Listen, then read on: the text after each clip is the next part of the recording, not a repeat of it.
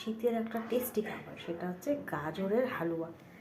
এই দেখো, সাথে আছে আমাদের কলকাতা বিখ্যাত রসগোল্লা, কলকাতার রসগোল্লা, শীতের স্পেশাল গাজরের হালুয়া। এই দেখো, আর তার সাথে আমি দেখালাম সেটা হচ্ছে কলকাতার রসগোল্লা, যেটা টেস্টি হয়, খেতেও সুন্দর হয়। এই দেখো, এটা অল্প আনা হয়েছে, কারণ মিষ্টি বেশি খাওয়া ভালো না, মিষ্টি অল্প খাবে, বেশি খাওয়া উচিত না। যাই হোক, চলো, হালুয়াটা আনা হচ্ছে বাবার জন্য, তারপর গাজর দিয়ে করা, অল্পই আছে, বেশি নেই, কারণ হচ্ছে এই যে মিষ্টি খাওয়া বেশি ভালো না, অল্প মিষ্টি খাওয়া উচিত, এই জন্য অল্প। টেস্ট করা যাক রসগোল্লা আর গাজরের হালুয়া,